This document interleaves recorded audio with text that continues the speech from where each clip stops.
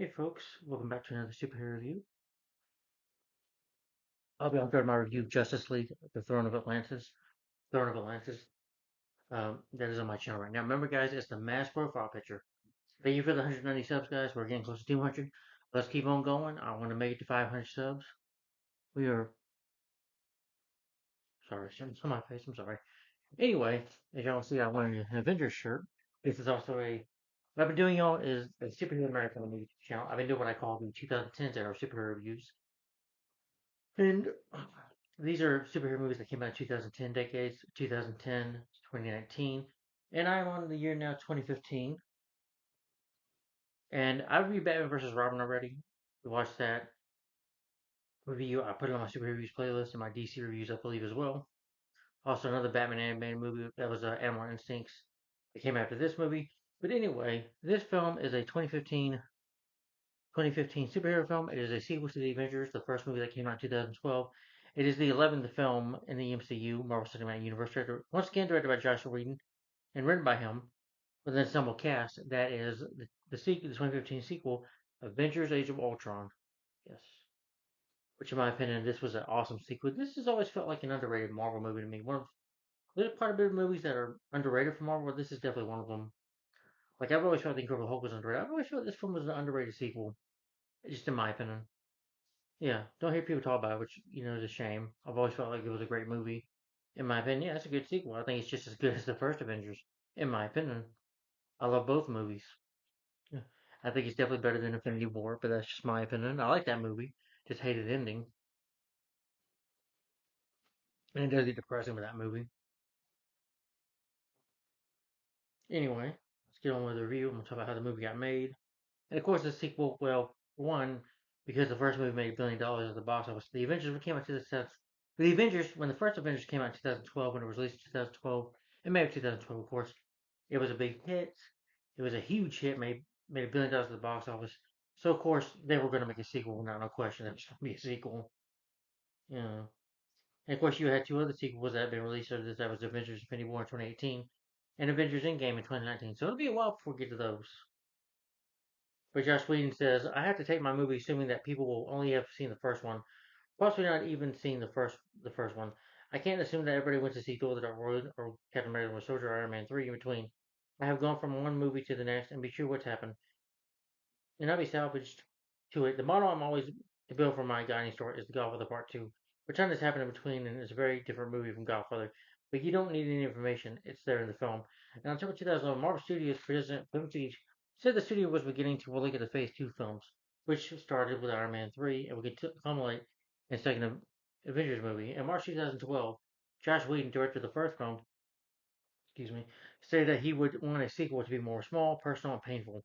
It's not just a rehash of what seemed to work the first time, and what a theme of full originality to itself. Despite the production of the film becoming wider in scope, Feige maintained that this was not their intention, always looking to see where the team wanted to take the characters or how to make it bigger than the Avengers. At the premiere of the Avengers, Feige said the studio had an option for Whedon to return as director. In May 2012, after the successful release of the first film, Walt Disney Company CEO Bob Iger announced the sequel was in development. Most of the film's cast members are under contract to appear in the sequel. However, Robert Downey Jr. was not, as his four-picture deal was with Marvel right after Iron Man 3. But of course, he does come back, which I'm glad he did.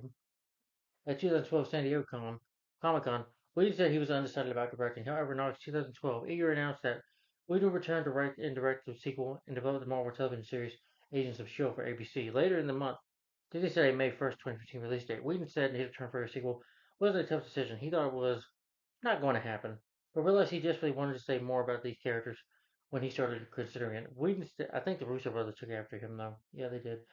Whedon said they intended for the film's production not to be rushed as the first one. In December 2012, Whedon said that he had completed an outline for the film. In March 2013, Whedon said that he looked as Teen Empire Strikes Back down for the part two, which he said has happened. And this sequel does get into a little darker territory, so he does take inspiration from especially Empire Strikes Back. The Empire Strikes Back, not Episode 5, just Empire Strikes Back. That's what I call it. Just the Empire Strikes Back, Star Wars: The Empire Strikes Back, not Episode 5. Sorry, I keep on saying that. Yeah, I don't call it that, but anyway, because that film, does get a little darker, and this film as well. So he takes some inspiration from that. Okay. Feige realized that Captain Marvel who starred in our movie in MCU film in 2019, appeared in an early draft of the screenplay, but was not removed, so the character has not yet been cast, saying it didn't feel like the time, which I understand.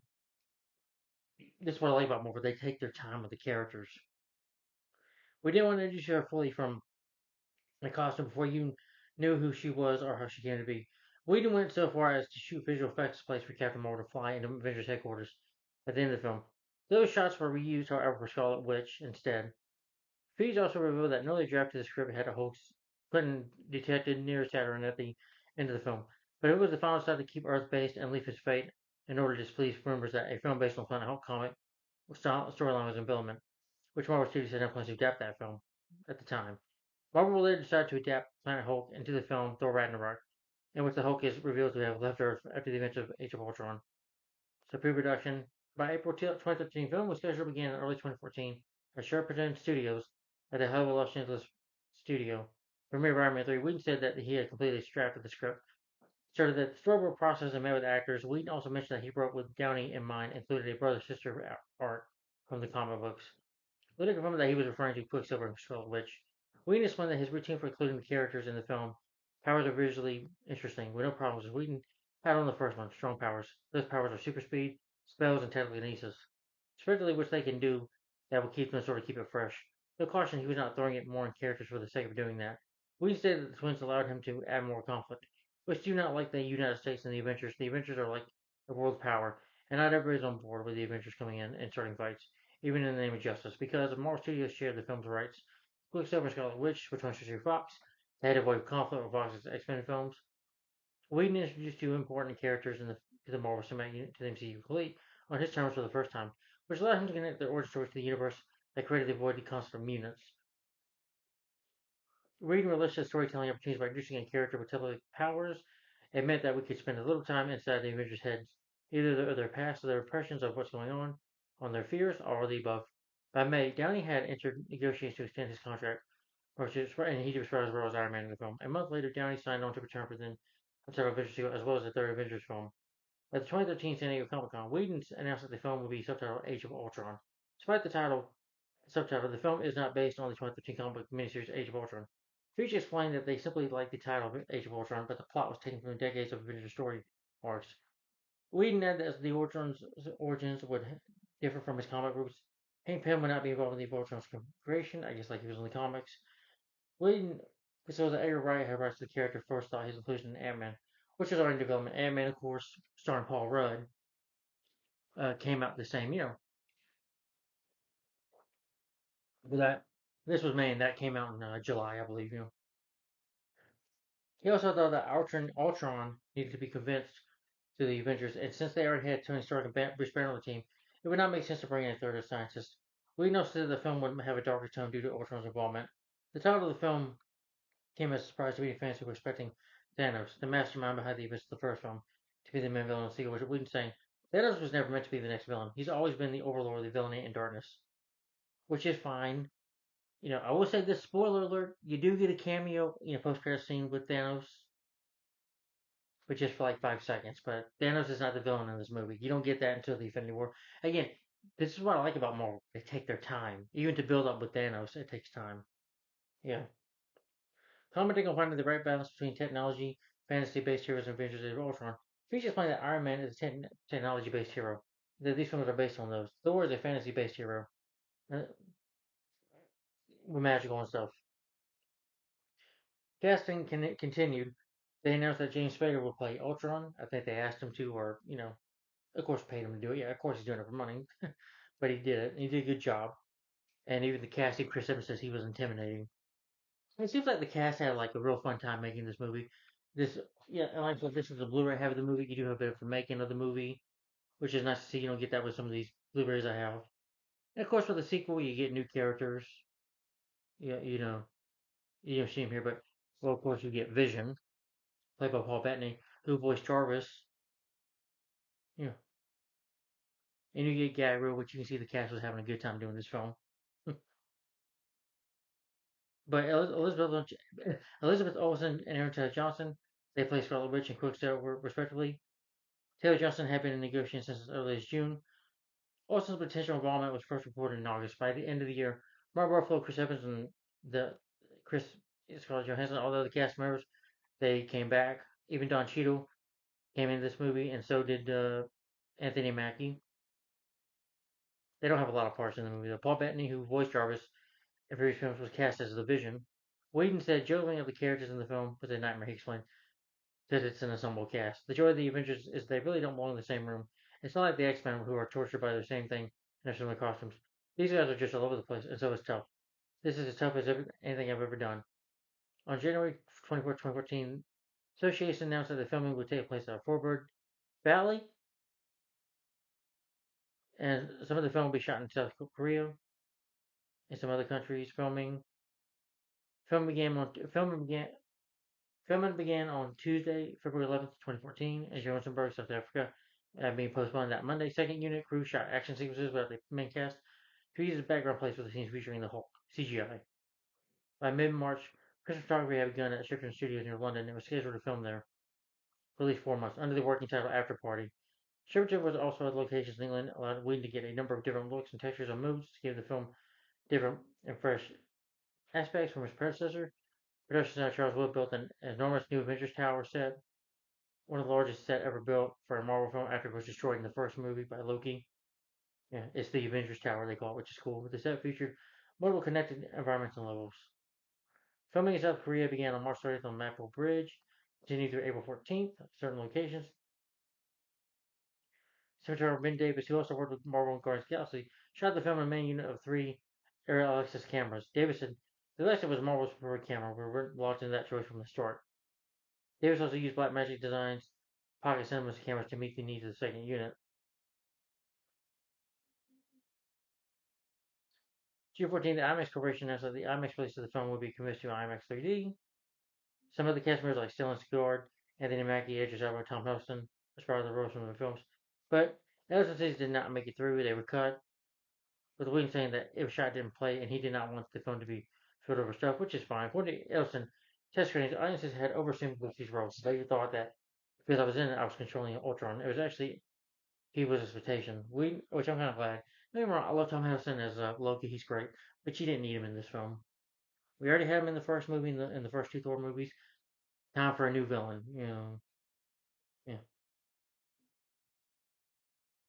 yeah. Because with the sequel, you got to have a different villain. We didn't say that the film would not contain a post-credit scene, which is fine. Well, I would say toward the end credit scene, with, like I said, with Thanos, or tag, if you will, scene or whatever. Waiting to read he was in conflict with Marvel executives in the film says the editors about certain scenes in the film. These editors outfits are thrilled with the scenes at Hawkeye's form of the dream sequences the Avengers experienced because of Scarlet Witch, which I don't know why. I thought that was a ballsy movie. That was a bit, but the film, he wanted to go dark with it. Yeah. And I like Hawkeye's form. Spoiler alert. Hawkeye has a family. As many of you have seen these movies, he has a family. He shot a much longer scene with Thor and Selvig in the cave, but the final version is shorter test sites did not respond well to the original cut. Thor will be possessed by Norn, goddess of destiny. Silver will quiz her about Thor's hallucination. Additionally, he wanted to include Captain Marvel and Spider-Man at the end, but deals for each character, which did not happen. The film contains 3,000 visual effect shots, accompanied by Industrial Light and Magic, which I didn't like their work on Teenage Mutant Turtles 2015 film, but their work here is really good. I like the effects in the film. Yes, it's CGI, but I think it's good. And for the marketing of the movie, of course, you had the trailer. I remember the Super Bowl trailer. This trailer was really hyped. I remember the characters being on toys and bags and they like book bags and like like little frisbee kind of toys that look like a frisbee. We had the characters on it. But anyway, Mountain Dew. There was like a Lego video game I think for the movie toys. From the characters and for like Hulk and Iron Man or Captain America. They had like toys of them. And they had Avengers Age of Ultron Mountain Dew. As you can see, you can have Iron Man, Captain America, Hulk, and Thor on them. I just to market the film. Yeah. Subway marketed the movie as well, like they did with Guardians. They marketed this film as well. Yeah. Probably can't see the picture well, but yeah.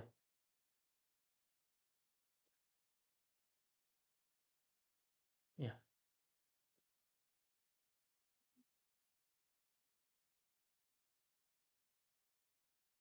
But yeah, I do remember that Super Bowl trailer. I do remember this one being really hyped when it came out. Yeah.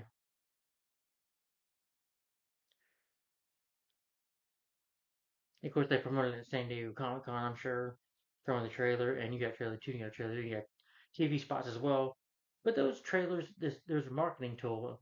It's a marketing tool for a movie, and that's why they have more trailers on and TV spots just to get people excited. And the reason they market for food product and toys, it's just marketing is the number one tool for a movie. It's how to get people pumped up to go see a movie. And of course, the film had a great poster, as well. You gotta have that. You gotta have marketing, poster.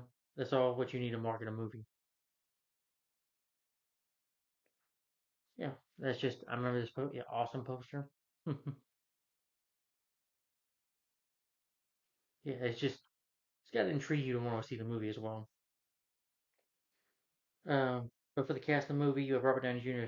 coming back as Tony Stark Iron Man. He's the benefactor of the Avengers. He's a self-described genius billionaire with, of course, suits of armor. Downey Jr. He's been in like Back to School, Sherlock Holmes, first two movies. Doolittle from 2020, but I heard that was terrible. He played Charlie Chaplin, I think, one time in his career. Zodiac and Kiss Kiss Bang Bang with the and Tropic Thunder, which I didn't like his performance in that. Makeup was good, but I didn't like his performance. But of course, he was also in after this Captain America: Civil War, Avengers: Infinity War, and Endgame. Yeah, and of course, the first Iron Man since 2008. So Robert's been with this franchise since 2008. So that started it all. Chris Hemsworth as Thor, an Avenger and the Crown Prince of Asgard, based on the Norse mythology of the same name. Chris Hemsworth. Other movies, let's say 12 Strong, he was in that. Vacation, the 2015 remake. Black Cat, Man in Black International, which I didn't care about. The Red Dawn remake, so someone that has some movies he's done, Ghostbusters, that the movies I liked him in. He's a good actor, but some movies he's done, I'm not too big on, but that's just me. He had a small part. His first movie was Star Trek 2009, which he was good in that, in my opinion. Yeah. But again, he does a great job as Thor.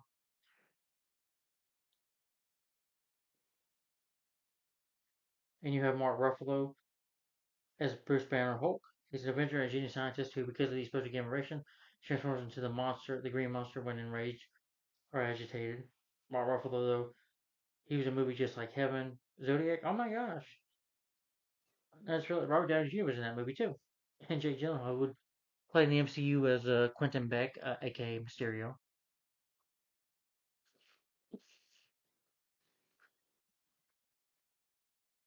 He was in 13 Going on 30 with Jennifer Garner, just like Heaven. I think that was, let's see, oh yeah, that was a good movie. Shutter Island, 2010, Spotlight, and of course the first Avengers film, and he would be in Avengers. He would be in Thor Ragnarok, Avengers: Infinity War, and Endgame as well. Yes, I hate what they did with Hulk and Infinity War and Endgame, but Hulk is great in this movie. They go to a bit of a dark place with the Hulk too. But anyway, Chris Evans is Steve Rogers, Captain America, leader of the Avengers. He's a World War II veteran who was a science experiment. That gave him strength. Then of course he has the shield. Yeah, he was the first Avenger. Chris Evans. Other movies that he voiced, he was Johnny Storm, the Human Torch, and Fantastic Four 2005, 2007 film. He will always be, I think, the best Human Torch. Yeah, I've seen the trailer for the new teaser for the new Fantastic Four movie. And honestly, I'm not impressed. There's one actress I don't like in it, and the lead actors I'm like, it doesn't really impress me. I do like the '60s feel to it, but I'm not too sure about it. Yeah, it does remind me of the 1994 film a little bit, you know. But anyway, that's not about that. The TMT 2007, he was Casey Jones. He also, I was just bringing that up, but don't bring the trailer about Fantastic Four. There's anything about that. Whereas the Silver Surfer, which I do think is an underrated movie, and Captain, he's been doing since. And then of course he got to play Captain America in Captain America: The First Avenger, and he was in this movie, Captain America: Civil War. So at least he got a third Captain America movie, you know, which was awesome. And then he got, of course, the Avengers: Infinity War and Endgame. Yeah. He voiced Lightyear, which I haven't seen. Buzz Lightyear and Lightyear. Red One, he was in that. Knives Out. It was also in Cellular. That was a pretty good movie. And I think he's done another movie with Scarlett Johansson. I'm not talking Captain America: Winter Soldier. That is an amazing film, great movie in my opinion. Scarlett Johansson as Saoirse Ronan, Black Widow. She was an eight-legged freak. She was in Home Alone 3, eight-legged freaks. She was a character named Mindy in SpongeBob the SquarePants movie. So Scarlett's done a bit. We Bought a Zoo. She was in that. Co-starring with Matt Damon.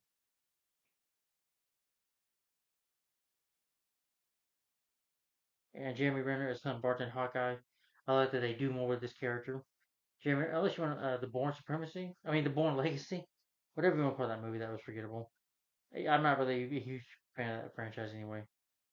Yeah, he was in Handsome Gretel, Witch Hunters, Mission Impossible Rogue Nation, and Mission Impossible Ghost Protocol. He was in that too. He's good in those movies. And Don Cheadle as James Rhodes War Machine. Movies I think about. I know he was in the Space Jam sequel. Boogie Nights. This series in Boogie Nights. The Rat Pack. Uh, he was in episode of The Fresh Prince of Bel-Air. He was in with Nicolas Cage. He was in what was that movie called? The Family Man. Yeah, he was good in that. Aaron Taylor Johnson as Peter Maxwell. He's the Quicksilver, but they couldn't call him that to avoid the he's from Wanda, but he can move as superhero, so he's basically like kind of like their version of the Flash. You know, he did all right. I can't believe like his first movie. Well, one of his first movies is when he was a kid. He was Charlie Chaplin in Shanghai Nights with Owen Wilson. Owen Wilson, Jiction. I still cannot believe that was him. That was the kid in that movie. If you've seen Shanghai Nights, you remember the kid that you know that Roy could not get along with. That didn't like at first. We tell him to beat it. That was the same kid. And of course, he plays superhero Kick-Ass 1 and 2, which I hate those movies. He's awful in those movies, but in here he's a supporting character here in Avengers, and I didn't like him in the Guys of 2014. I hate that movie too. Not big on him as an actor, sorry, but I know he is also, of course, for tomorrow. Last year came out Craven the Hunter, so I still haven't seen that, but I heard it was not very good.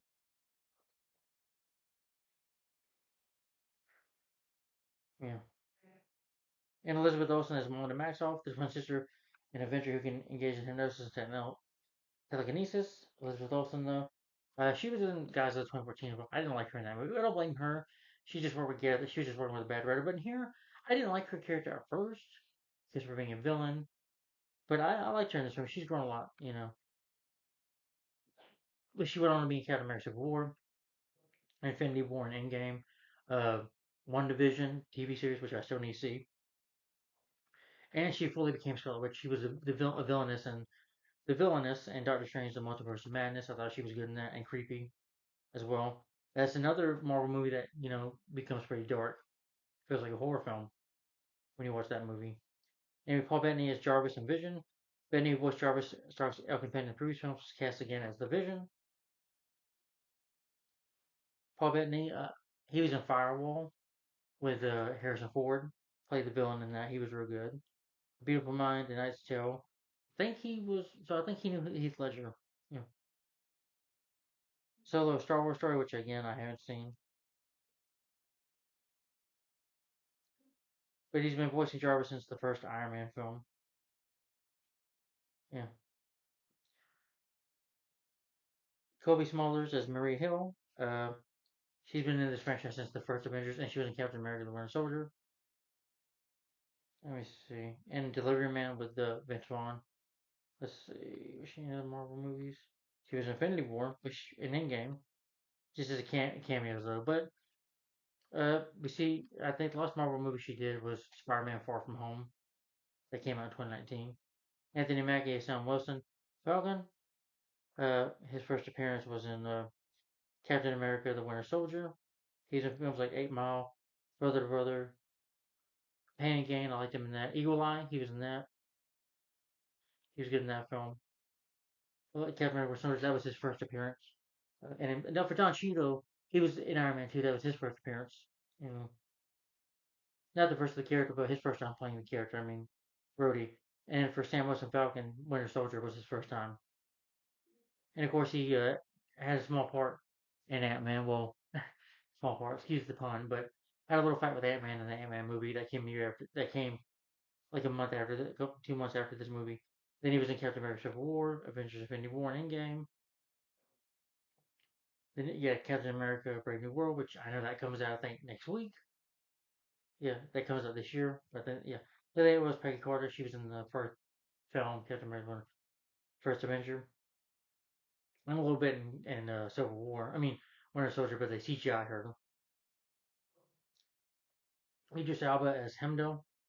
Idris Elba, you want to say he was in the first two Thor movies. He was also in Good for Fear of Vengeance. Yeah, Good Deeds. He was a villain in that. He voiced Shere Khan in the Jungle Book 2016 remake. And Fast and Furious Hobbs and Shaw, Star Trek Beyond, Obsessed. I remember him in that with Beyonce. Linda Carlini as Laverne Hawkeye's wife. Linda Carlini, she was in Freaks and Geeks. She played Velma Dinkley in the Scooby Doo, the 2000s movies. Even if you don't like this movie, you can't tell me she was not good as Velma. She was great as Velma, I thought. In Scooby Doo from 2002 and Scooby Doo 2: The Monsters Unleashed. She was in Brokeback Mountain, Daddy's Home, I think Daddy's Home and Daddy's Home 2. And she was in The Founder with Michael Keaton.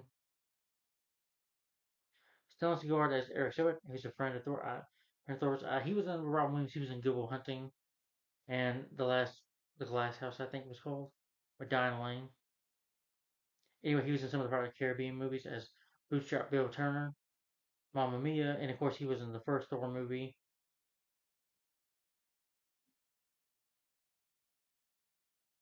But I don't think he did a Marvel movie after this. Here's a short one. Nope. Okay, Thor: Love and Thunder, but he has a cameo in that. Yeah, and that's it. And James Spader's Ultron. He's an artificial intelligence, a robot, basically. Repurposed by Tony Stark and Bruce Banner for a pilot piece program. But he gets that is overwhelmed with a god complex. Now desires to pass by the Earth by eradicating humanity. But anyway, Joss Whedon stated that Spader was in first and only choice for the role, which was good because I'm glad they gave him the part. It's in motion capture, but he does a fantastic job. Yeah, James Spader. He was in Stargate, 2 Days in the Valley, Lincoln from 2012. Yeah, but again, he was great as Ultron, I thought. Yeah. And Samuel Jackson comes back as Nick Fury. He's been, like Pulp Fiction. He was Mace Windu in the Star Wars prequels, from Phantom Menace to the Clones and Revenge of the Snakes on a Plane, Unbreakable, and I think the sequel called, I think the sequel was called Glass or something like that. Yeah, and Do the Right Thing. He had a small part in Coming to America with Eddie Murphy,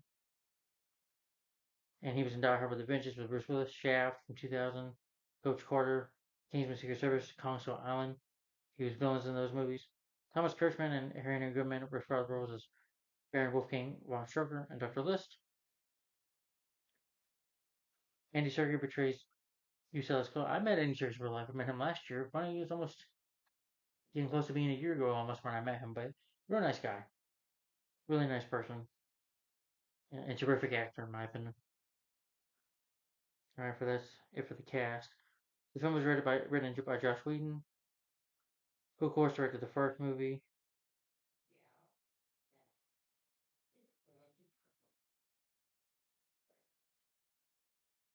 Well, he directed.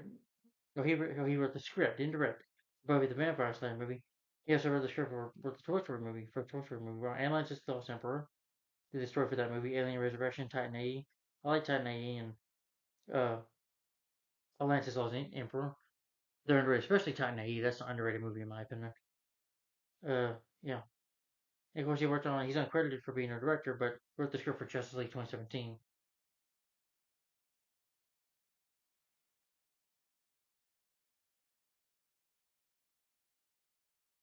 I've heard some stuff about him, but I don't know if it's completely true. Never met the guy, so I don't know if any of that crap about him is true. But produced by Kevin Feige, who's produced the Marvel movie since uh, the first one in 2008, Iron Man, yeah, and still does today. Cinematography is by Ben Davis, who did the cinematography for the first film Kick-Ass, which I'm sorry, the cinematography of those movies are crap. Yeah, especially Kick-Ass 2. Oh my gosh, I don't know if he did this. Didn't do, but Guardians of the Galaxy was a lot better. And Doctor Strange, he did that as well. They came out in 2016. Yeah, edited by Jeffrey Ford and Lisa Leslick. Can't say her name right. Uh, she did The Circle, 12 Strong, some other movies I don't know about.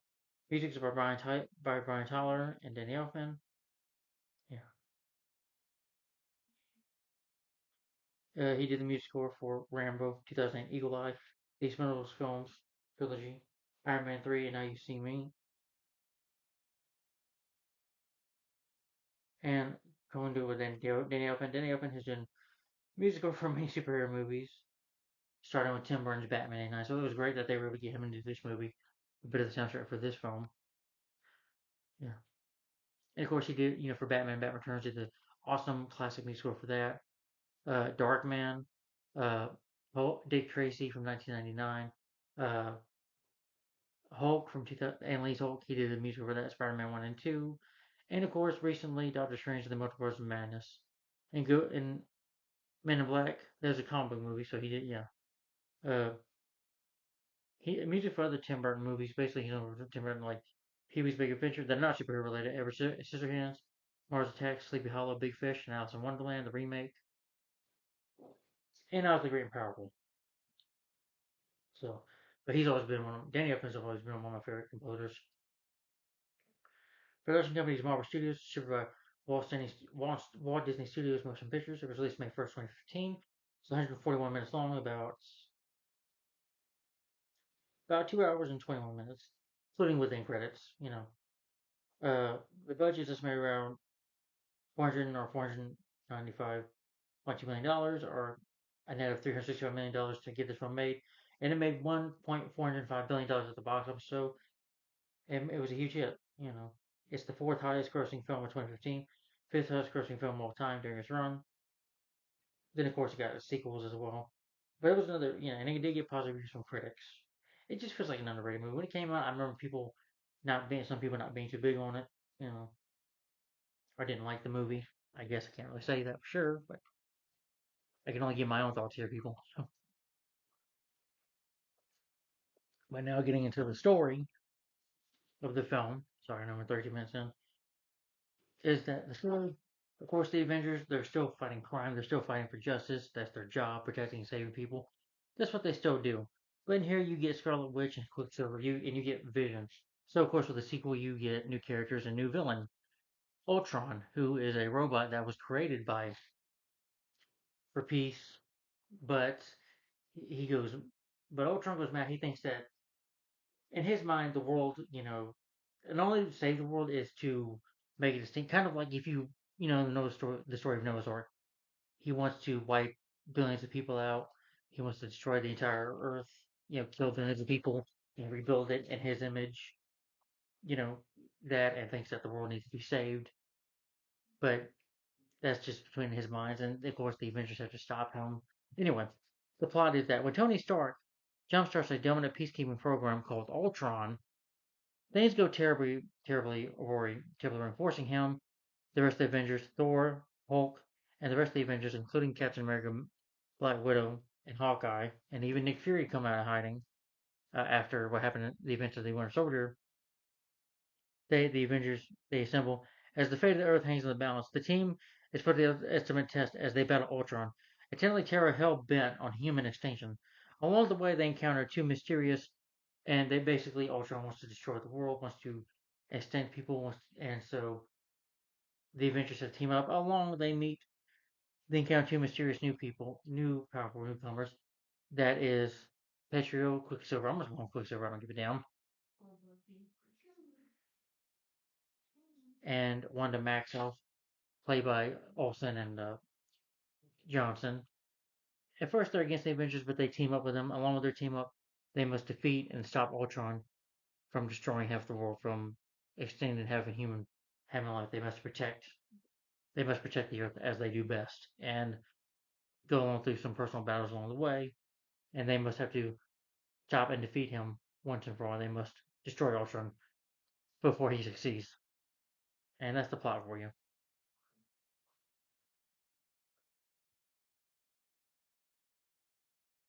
All right, I want to talk about the movie itself.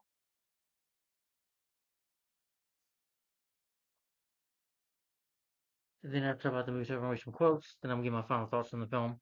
We're about 35 minutes in. Okay.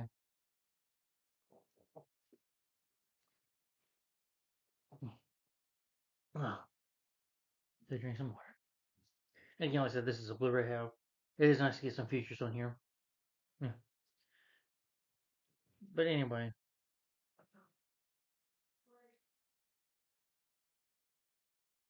but the movie opens up with the Avengers. They reassemble. They track down and eliminate Hydra remaining members themselves. They go to Sokovia to fight, which is pretty cool. You get some good action there, some good shot of them fighting. Captain America was tagging people with the show Iron Man. You can see more of Iron Man in this film in the suit, fighting some bad guys. You know, Iron Man says like shit or something like that, and Cap's like, "Watch your language." Did nobody not notice that Cap just said, "Watch your language"? And Hulk is, of course, doing smashing. Iron Man tries to get up to the tower. Yeah. Their their last mission brings them to the location of the alien scepter that Loki used during the Charti invasion. It's now the possession of Baron Wolfgang von Stroger, as one of his heads of Hydra. They've been using Ultron from the alien weapon to power advanced weaponry. You know, they do a raid on it. And so, he's like, Stroger says, we're attacked. You know, and so they fight with the Avengers. I do like the moment with Cap and Thor talking, and Cap, like Thor was able to hit his shield, and they were like, you know, knock out some bad guys. It's cool to see Iron Man in action, but flying up there, shooting some guys down, beaming them, and he's going to get the Spectre. He's like, okay, guys, we can talk, and they don't want to talk. They're shooting at him, and he's able to get the weapons like you've seen the first Iron Man movie. These little weapons that come out of his shoulders, like shoot at them. It's like good talk. And first of all, Quicksilver, Pietro, and Wanda. Pietro uses super speed to attack Hawkeye, and Hawkeye gets injured. Uh, she has to calm Hulk down. Time for a lullaby. And she's like, "Come here, big guy." Basically, where she's like, "Calm down, fella," like rubbing his hand or something like that, just to calm him down. And it works. And he goes back to Transformers and the Banner. And Wanda Maximoff sneaks up to. Well, first of all, she sees Cap first. Cap talks to Stroker. He's like, "Where's the Spectre?" They talk, and she attacks him at first and uses Cosgrove waste. And then he's like, "Okay, we should infect Cap." Knocks him out, which I thought was funny. Knocks Stroker out.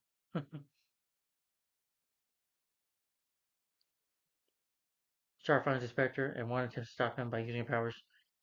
She implants his vision to his mind.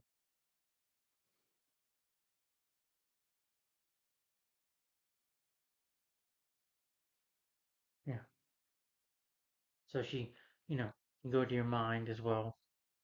Well, you just see here where Wanda can just sneak up to him, sneak up to you and use her powers on your mind. And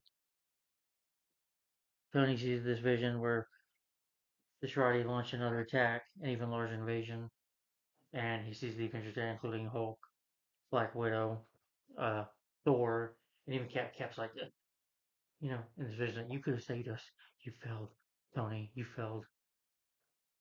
But no more. And you see him sweating and starting thinking that he could lose his teammates. He could lose his, the Avengers could die because of him. Feels like he has to do something. So Wanda sees this, smiles. They don't stop him. They just let him take the scepter, knowing that they want to destroy the Avengers. Shuri gets arrested. They return to the Avengers Tower. I mentioned Thor like Banner's like, did I hurt anybody? Did I kill anybody? And he's like, the Hulk is his bad enough victory or whatever. He's like, well, someone dead though. And he's like, oh. And they talk. They said, we keep the Spectre here. Let's take it back to Asgard. Yeah. Of course, that has an Infinity Stone in it, I believe too. So, excuse me. While returning, they go to the tower. Um, Kobe Smiler, Mary Silverback. She's just working with. They have their own like lady that's on the scientist, as well. That just helps the Avenger, like if they get sick or hurt, stays for Barton with Clint. And Stark and Banner, they begin studying the weapon, the Spectre. They research the leads that ensure a net of neurons that, according to Stark, could be into recurrent to an artificial intelligence robot stored inside the Spectre's genome. They extract it from using, and he wants, you know, starts doing this secret peacekeeping program, keeping program, Ultron, designed to allow the Iron Legion to operate friendly safeguards. So he wants, as Stark says, like a shield around the Earth to protect the Earth. Do you remember all that PTS he went through? I guess he still went some. Still has a little bit of that. You can say he got over. Stark is not over completely, but Stark is just trying to show. I see what he's doing, but it's not the right way to do it. But that's just from Stark's point of view. You know,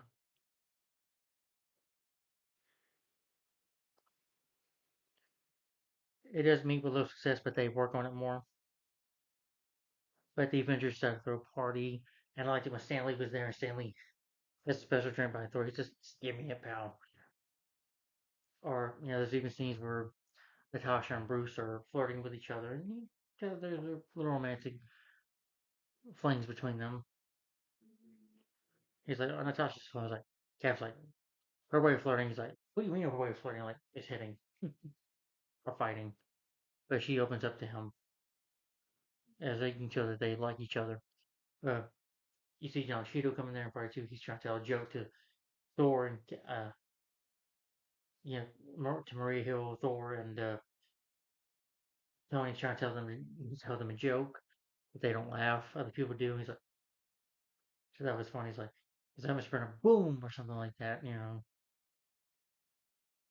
I liked it when Tony and Thor are arguing over their girlfriends, over Jane and Pepper, who was better. He's like, Jane's still better.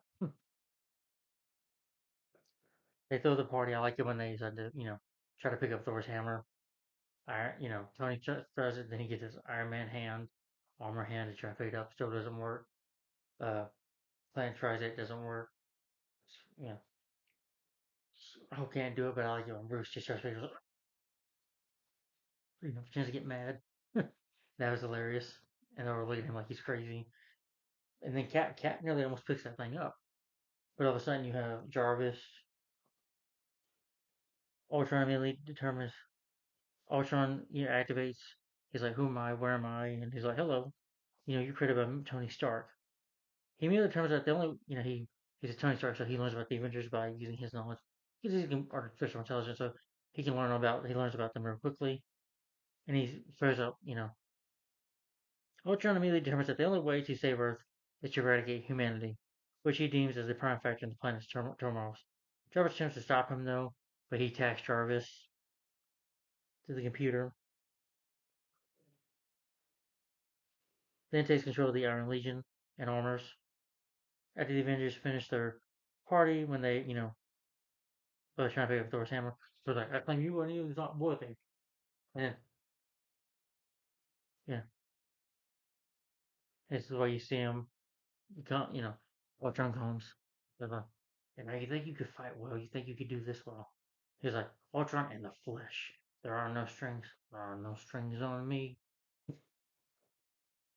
And he's like, the end of your extinction.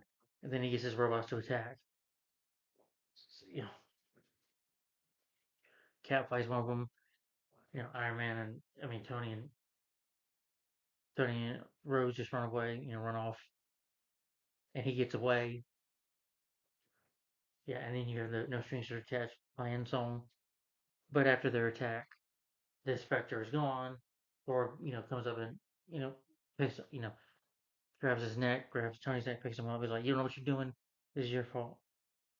Now we have to retrieve that Spectre again.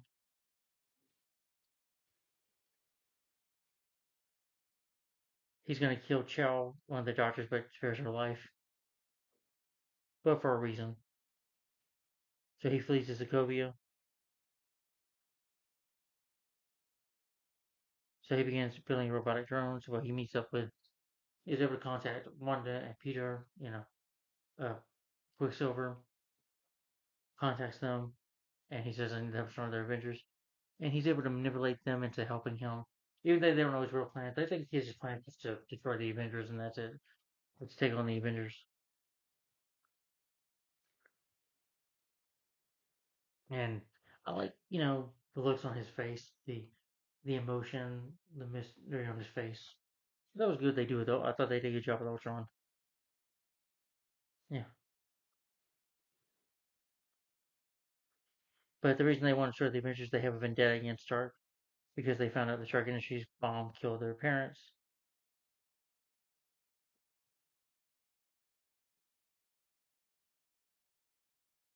and she's going to take this back because she is one that knew out of his fear he would create Ultron, and which worked. Yeah, Ultron eventually kills Strucker, but off screen. But he and the Twins show South Africa to he wants to get vibranium, which vibranium is what is a cap shield that is from Infinity Stone. From Esau's Claw, Flight Arms Dealer, who's been in Wakanda. They do mention Wakanda, but we don't have Black Panther yet. We will not see T'Challa, Sally Chadwick Boseman before he passed away. We will not see the character until the next year, 2016, in Captain America Civil War. And of course, his own movie in 2018, so it'll be a while for. I'm sorry, not too while by this time, but this time you didn't get the character, which is good. Like I said, Marvel takes their time, showing their characters, bringing in new characters, or and giving them movies, like they did with Ant Man, and Guardians of the Galaxy.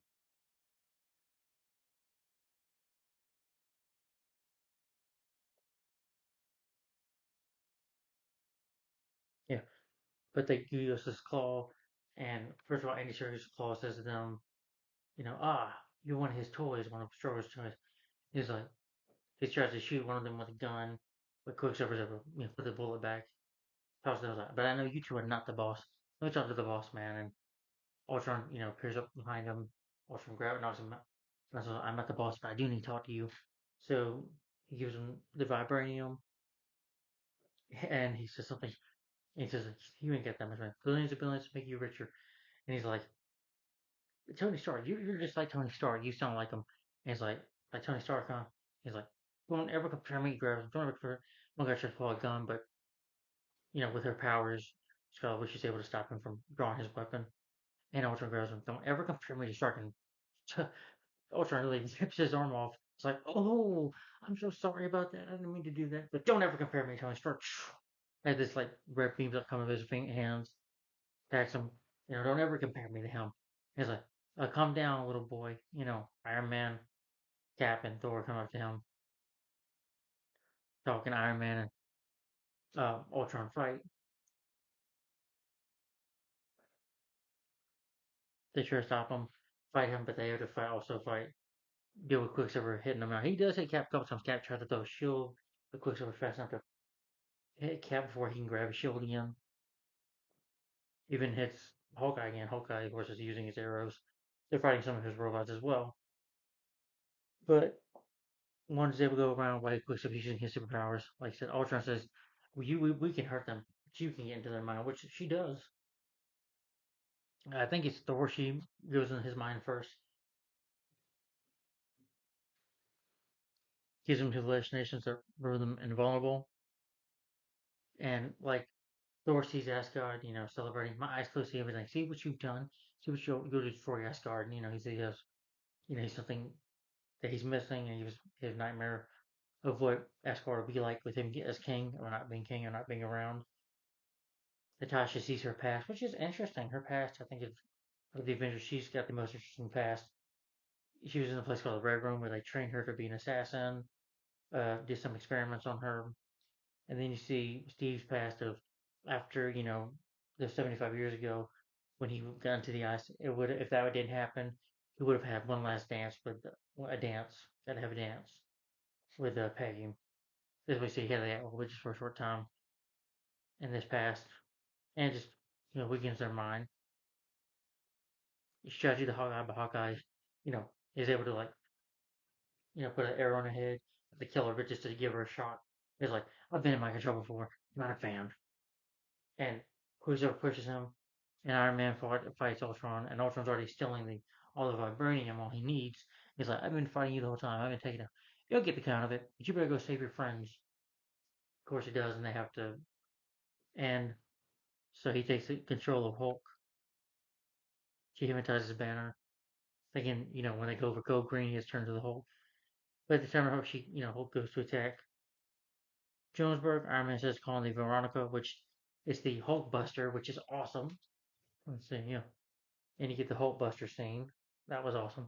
Because I understand it was like, oh, don't mention peanut butter. They fight, pretty good fight, and Hulk nearly, of course, smashes him.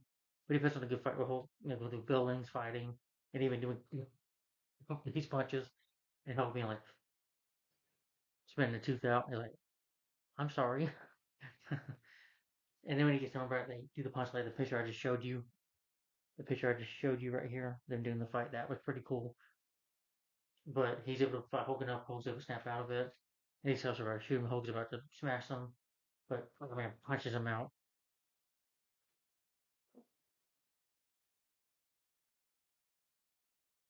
But that destruction causes this backlash against the Avengers, who are now forced to go into hiding. And the Avengers just relax and just, after what Wanda did to them, their minds are going back right. But after that, she, but after that, they go to the hideout, which, like I said, they do a bit with Clint Barton with Hawkeye.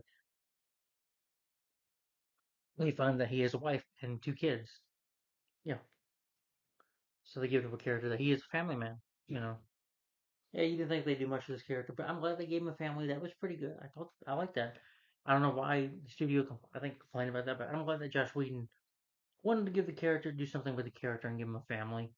They wanted to do something with him just in, more than a guy that just shoots arrows. That he's a good family man. That they keep it hidden.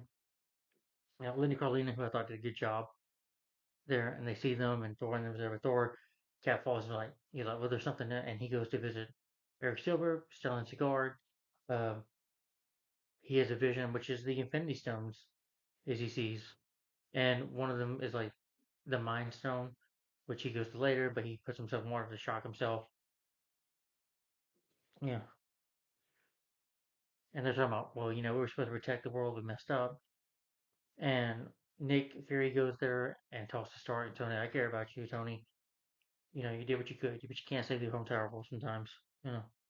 You know, like Cap tells him in the movie, we're gonna how we're gonna defeat them. Defeat an army comes up together. We'll do it together. And then we'll die together. Then we'll lose together. Yeah, he encourages, which I'm glad Fury came there because he encouraged them to take a stand to form a plan to stop Ultron. Well, Banner just that Ultron's dying. Well, first of all, him and Nana talking about being together, and he's like, well, I can't have children, and he says she can't do it because of the experiments they did on her, that she can't have kids. And of course, it's hard for a band to have a normal life with him being the Hulk.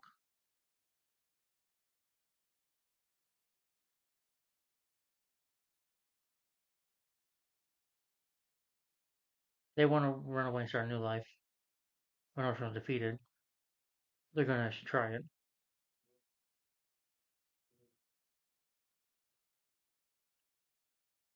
But Ultron's also planning to have, evolve by using Dr. Helen Cho, who's able to, he uses one of his robots, Loki's scepter on her. If you remember when Loki had the scepter, he can, when he puts it on your chest, your heart, it kind of, takes your mind over. That's what he did to Hawkeye and, Eric, you know, Eric Savog, Thor's friend, to mind control them. Gets her to rebuild him. She builds him to a better robot. In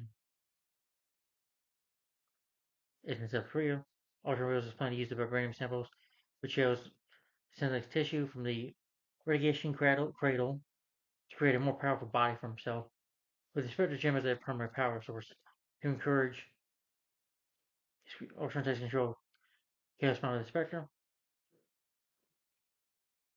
She intends to let Wanda curiously looks into Ultron's mind and show that his plan to destroy humanity. But as Ultron used them, the twins turn against Ultron.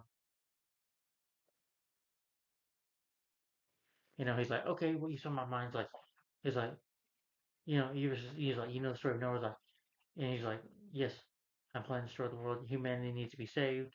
And Wanda says, you're a madman. You're crazy. And they realize what he's planning. He's like, what? And those that don't want to do what you want to do, or try to live the way you want to, or they will eventually. Even the dinosaurs had to be extinct sometime. But basically, all humanity, he wants to destroy it. Thinks that humanity is no good, that there's no good in humanity at all, and that they must be destroyed. And find that he's insane. They, of course, slowly Quicksilver runs him and Scarlet, runs him and Wonder away. They run away. They arrive in Seoul. Captain America, Black Widow, Hawkeye battle Ultron.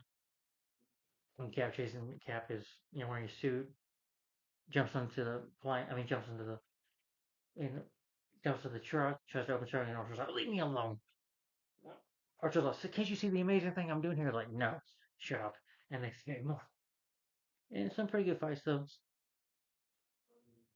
Whereas Ultron's becoming a whirlwind near Ultron. He can take on the Avengers in a fight.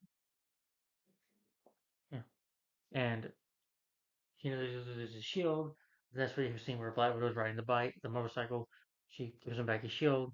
He almost destroys it, but she stops and goes to help Cap because they're trying to get their hands on the cradle, and she's able to grab it, by fighting off his machines. It's leading with Hawkeye flying the jet, but ends up getting kidnapped. Natasha ends up getting kidnapped.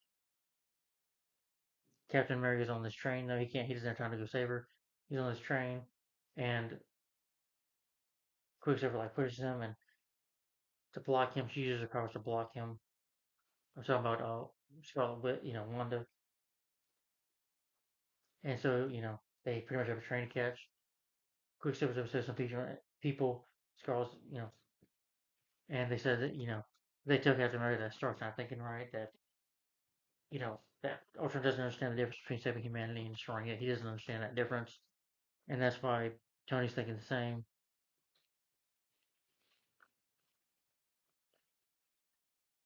And Cap believes them, so they think that he's planning to build maybe another Ultron or do something more dangerous. He's like, no, no, stop. And the Avengers, they spaffle for a minute. Like, he almost gets Simon, sees him about ready to go fight. Scarlet Witch, one, Banner sees him, one was like, trying to make me angry again. She said, push him away. I'm like, I was surprised he did not turn to the Hulk, but thank goodness he didn't. He would destroy the. But anyway, they try to stop him, but Thor arrives and brings the body to life. And it is actually Vision. Because I read your mind and he's like, you don't know my mind. Read it again. But Vision is more peaceful. Like, he's to preserve life to help people as well. But he is friendly. And he's like, well, we need to work. And he picks up Thor's hammer. He's worthy. That was pretty cool. And they're all like, shocked when he does that. They talk about the six Infinity Stones, which, remember, we heard about Guardians of the Galaxy, the most powerful stones in the galaxy that can destroy an entire universe, like wipe it out like that. But it's the Mind Stone that Vision has. They, and then they get ready to battle. Yeah, Quicksilver kind of gets her own suits, and one gets the jacket that she usually wears.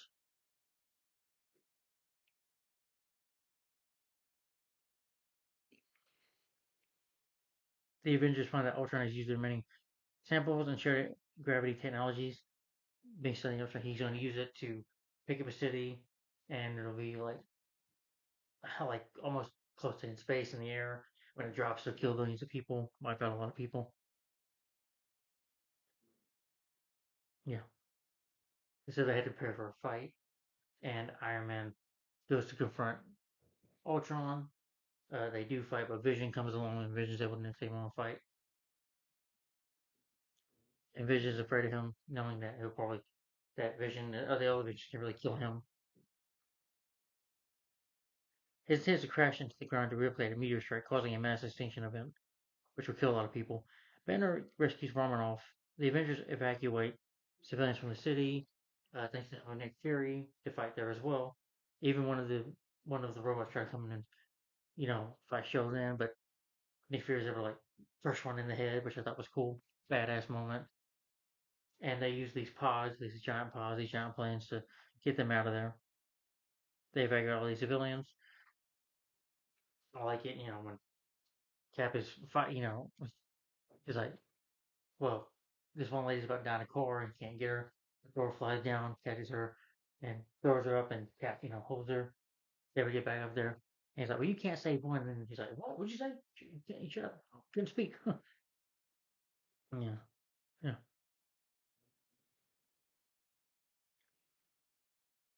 Banner's rescues Robin off. but he doesn't want to be the Hulk. To be there, can't because of her a lot of people. But she pushes him. And he's like, "Go fight," because she needs the big guy. But then you have War Machine, which is awesome. It was awesome to see War Machine fly with Iron Man once again. That was a cool scene. I was happy to see him back in his suit. Not Iron Patriot, War Machine.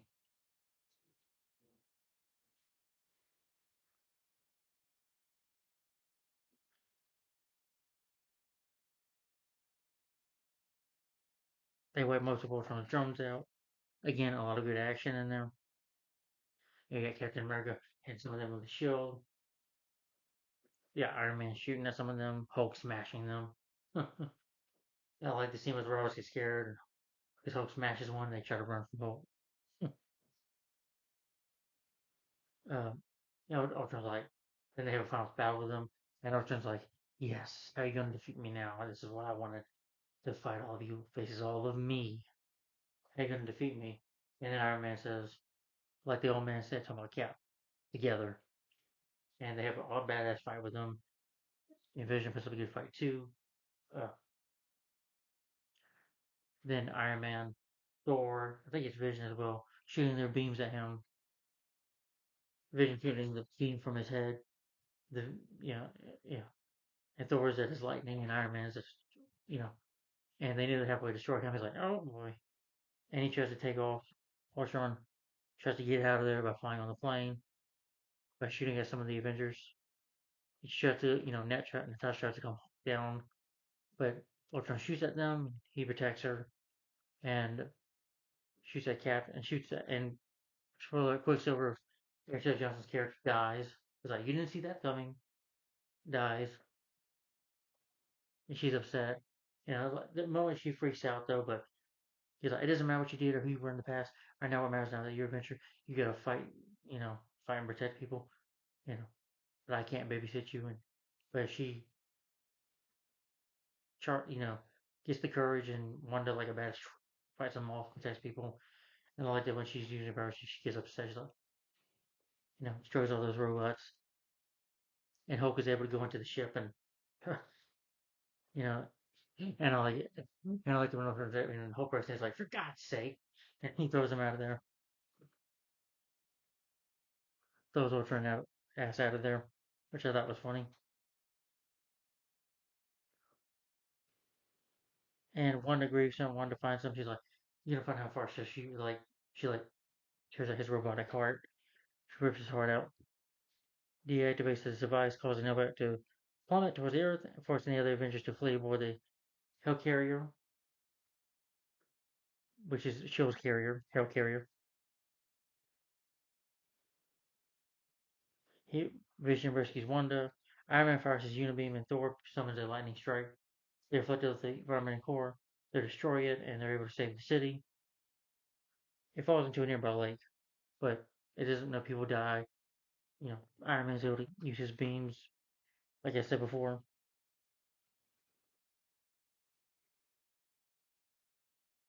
Hulk is seeking peace out of the battle. Natasha just say, "Come on back, buddy. Come on back. Just give me your location."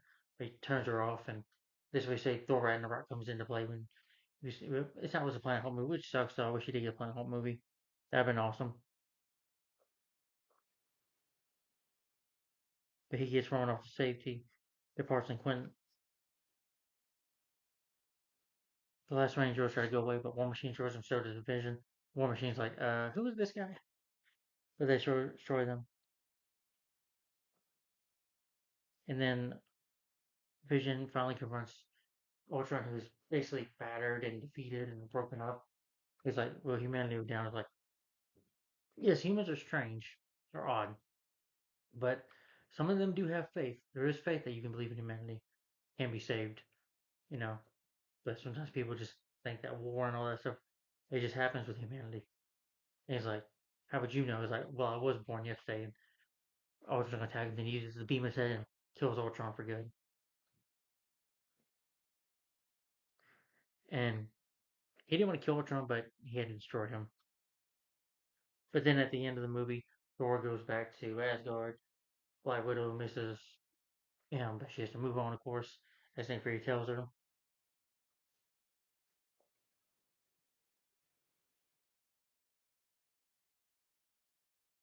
The Avengers establish a new Avengers facility in upstate New York, run by Fury, Cho, Maria Hill, and Eric Silver. Romanoff assumes Banner is dead, but he's not, of course.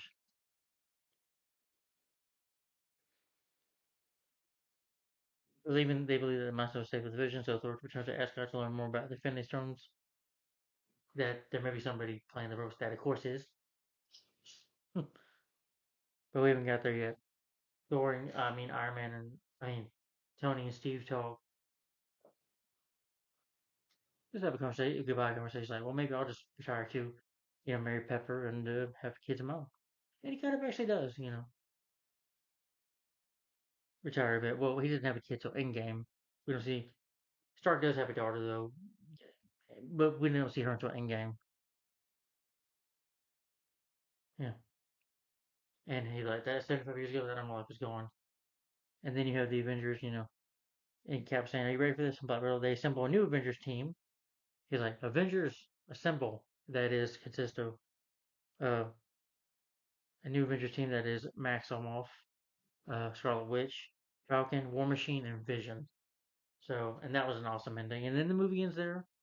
And then meanwhile, though, the end credit scene, Thanos was choosing Infinity Stone, and he's like, fine, I'll do it myself. And that smile, leading up to which we get in 2018, Infinity Stone, Infinity War, in Endgame. Yeah, that's what they were building up to. But anyway, let me read some quotes from the movie. I know we're in 1 hour 6 minutes. Okay, guys. Okay. Dialogue is like Iron Man saying shit, and then Captain America says language. Wait a second, no one else is going to deal with the fact that Cap just said language? I know, just slipped out. Find the scepter, and for God's sake, watch your language. That's not going away anytime soon. Guys, stop. We gotta talk this through. No, it was a good talk. No, it wasn't. Thor reports on the Hulk. The gates of hell are filled with the screams of his victims. Yeah, but not the screams of the dead, of course. No, wounded screams mainly whimpering, great deal of complaining, and tales of sprain details, and gout. I gotta get me some of that. Gotta have me some of that. Oh no, see, this was waged war 30 years ago, and barrels made from the wreck of Colonel's fleet. It's not for mortal men. Neither was a Murmur Beach, Blondie. Stop trying to scare us. Come on. All right. What is this? What is this, please? Hello, I'm Jarvis. You are Ultron, a global peacekeeping initiative designed by Mr. Stark. Our sentence interrogation that have been unsuccessful. So I'm not certain what triggered your. Where's your body? I am a program. I am without form. This feels weird. This feels wrong. I am contacting Mr. Stark now. Mr. Stark, Tony, I'm unable to access the mainframe. What are you trying to do? We were having a nice talk. I'm a peacekeeping program created to help the Avengers. You're malfunctioning. If you shut down for a moment, I don't get it. The mission, give me a second. Peace in our time. That is too much. They can't mean, oh no, you're in distress. No, yes. If you still just allow me to contact Mr. Stark, why do you call him sir? I believe your intention is to be hostile. I'm here to help. Please, man. Then he destroys him. It's a trick. But he doesn't destroy it. It was just a bit of his mind that he destroyed, but Star was able to save it. But anyway. Oh no, it's more than that. Oh, who's ever be worthy show the power? It's a trick. Well, please be my guest. Really? Yeah. Oh, this is going to be beautiful. Flint, you have a tough week. We won't be handled against you if you can't get up. I've seen this before, right? Still don't know what you know. How do you do it? Smell the slant judgment. Please start by all means. Okay. Sorry, I was asleep or it was a dream. There was a terrible noise and I was tangled in strings. I had to kill the other guy. He was a good guy. You kill someone, wouldn't be my first call. But down in the real world, we face with the ugly choices. Who sent you? I see a suit of armor around the world, Ultron. Playing Tony's voice. Ultron? In the flesh. Or no, not yet. Not this. But I'm ready. I'm on a mission. What a mission. Peace in our time. Tony, maybe this might not be the right time. Maybe that's it. You'll just overall show your belly every time somebody snarls. Sorry. You're wondering why you can't look inside my head. Sometimes it's hard, but sooner or later every man shows himself. Oh, I'm sure they do, but you need something more than a man. That's why you let Stark take the scepter. I didn't expect, but saw Stark's fear. I knew it would control him, make him self-destruct. Everyone creates the thing they dread. Men of peace create engines of war. Invaders create Avengers. People create smaller people. Children all across the world. Children! Designed to supply them, help them, and end. Is that what you've come to in the Avengers? I've come to save the world. But also, yeah, we're mostly out here right away. This is a start, but there's something we need to begin in the real world. Real world. All these are. Me, I have the Avengers never will harm me. They're just current, disconnected. Stark's already got them out turning on each other. And when you get inside the rest of their heads, everyone's plan is not to kill them and make them marvelous. You need patience, needed a big picture. You lost your parents and the Bowlings. The burgers are not in the burg. No, please. We were teenagers are having dinner for the four of us. When the first shell hits, 2 floors below, makes the hole in the floor. Stark. We were trapped for 2 days. Anyway, I'm not gonna sit here and read dialogue all day.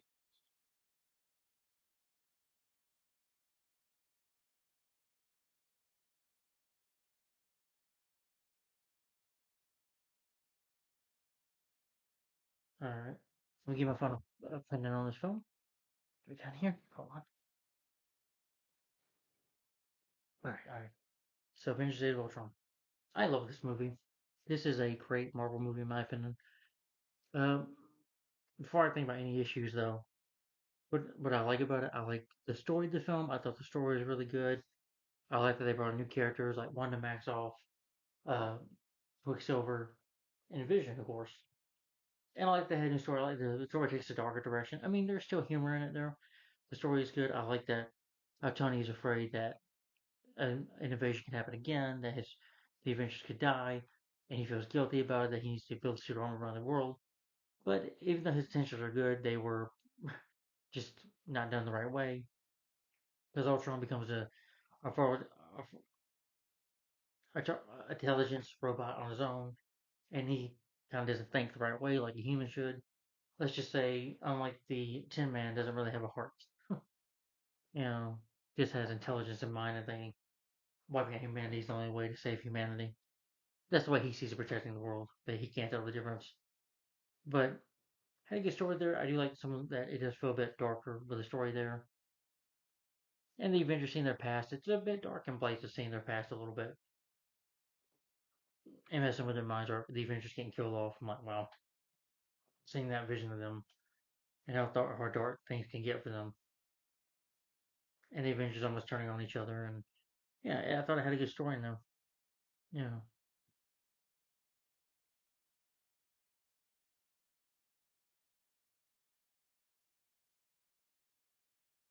yeah, but a good story as well. Uh, Even though good intentions wreak havoc over Tony Stark, he's this monster who knows about to achieve world peace with mass extinction. But I like all the Avengers. I think Iron Man's or well in this film, or Iron Man's my favorite. Always been my favorite of the Avengers. I think Tony does have a good reason, but I can see why Cap has tossed some sense into him. But it had a good story in there. I think Josh Whedon did a good job directing and writing. I like the story, the new characters they add in, the action I thought was well shot. I thought the action was really good, especially since Hulk versus the Hulk, the Iron Man Buster, the Hulk Buster. That was cool. That fight action seems cool. Uh, Kevin Feige did a good job producing. Of course, cinematography was very nice. I like the way the film is shot. It is shot differently than the first movie is, on a different scope or different camera angles, which is fine. The editing I thought was good. The actual scenes, the music score felt like it got dark in some places, but the music score was really good. Still, of course, Alan Silvestri has still the best theme of it, but I'm glad they wanted to change the theme a little bit, which is fine. And for 2 hours and 20, what was it, 2 hours and 21 minutes? Yeah, something like that. But still, that's within credits. But I love the credit scene. The cast does a great job. Uh, again, Chris Evans, Robert Downey Jr., Scarlett Johansson, Chris Hemsworth, Mark Ruffalo, uh, Samuel Jackson, Jeremy Renner, and Linda Carlini and Elizabeth Olsen, or even Evan Johnson, who I thought did a good job as a supporting character. Paul Bettany as Vision, and James Spader as Ultron was awesome. Ultron is one of the best MCU villains in my opinion. He's one of the best comic book villains in any superhero movie I've seen. He's very intimidating. He's much threat. And he's a good villain too. I like Ultron's a good character. Like when he has, kidnaps Natasha. He's like, what doesn't kill you makes you stronger. He becomes a bigger robot. He's very intimidating. He's threat. He's mad. He's out of his mind. But Vision is the complete opposite. It's kind of like when Knight Rider, like Ultron is wants to is built more to are sent to destroy life, where Vision is to protect it. You know, yeah, they're kind of like almost the same in a way, flip of a coin almost, but one's good and one's evil, but think differently. But still, I thought it was good. I thought Josh Whedon did a good job writing and directing this film. Again, they made this sequel different. You know, I don't know why people didn't like this movie. Maybe because some of the humor didn't work for people. I don't know why. But I enjoyed this film. I thought it was very entertaining. It was very fun to watch in the theaters back in May. And you can't believe that this film will be 10 years old this year. Can't believe it. And on May 1st of this year, it'll be 10 years old. Wow, how time flies. But you do get plenty of good action with the Avengers. You get a good story, and it's very entertaining to watch. I kind of like that. They had that Natasha. There's a bit of romance, spark of romance between Natasha and Bruce. You know, and we do get Hulk for a good last time in here with good action. You know, because we don't see him in Infinity War and in Endgame. He's like talking Hulk, scientist Hulk, nerd Hulk. I'm like, you didn't need that. This is what the Hulk needs to be smashing, and this way you see with this movie.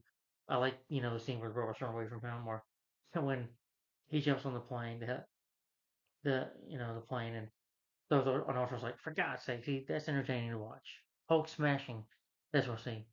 Hulk smiling about it, or Hulk going to do it, going to smash. And Hulk looks awesome in this film. Yeah, and I love the poster. It's a fun movie. The special effects CGI was good. I liked Ultron the way he looks in CGI.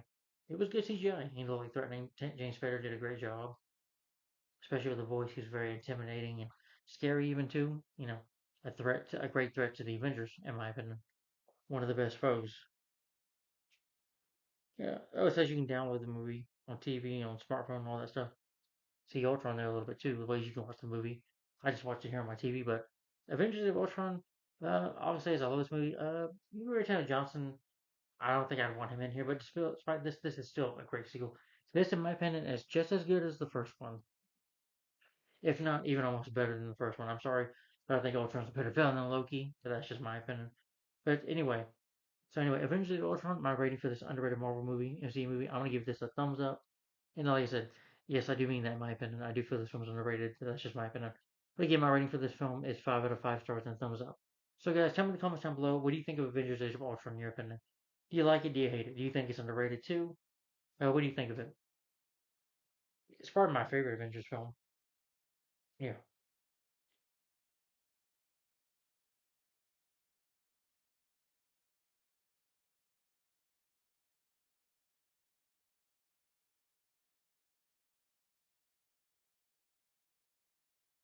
Okay.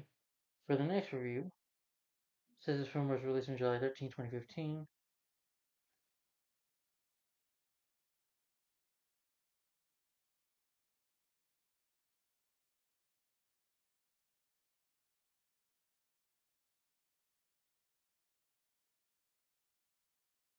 Next, I want to try to review X-Men Days of Future Past, the Road Cut. It says this film was released in 2015.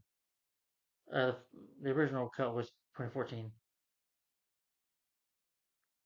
But I want to review the 2015 X-Men Days of Future Past, the Road Cut. So stay tuned for this, guys. This one will be next. X-Men Days of Future Past, the Road Cut. It'll be my first time watching it, too. So I've never seen it. But anyway, guys, so stay tuned for my next superhero 2010's Air Superhero review, X-Men Days of Future Past the Road Cut. I want to give that a watch and get my thoughts on that and opinion on that. So guys, I hope you enjoyed my review of Avengers Infinity War. I know we're 1 hour and 19 minutes in, but we're done here with the review. So again, thumbs up for my rating for this film. My rating for this film is 5 out of 5 stars, and thumbs up for Avengers Age of Ultron. Awesome movie, fun sequel. The humor works as well in the film. It's a very entertaining movie. It does get in dark places, but still not that dark, and it's entertaining too. So awesome sequel in my opinion, Avengers Age of Ultron. So tell me in the comments below, guys, what do you think of the sequel in your opinion? Do you like it? Do you hate it? And stay tuned for my review for X-Men Days of Future Past the Road Cut, which probably will be tomorrow. So thanks for watching, guys. Bye bye. Bye, because I got work tomorrow in the morning time, so I gotta relax today a little more and probably have to take a shower today too, And I got work tomorrow. So thanks for watching, guys. Bye bye.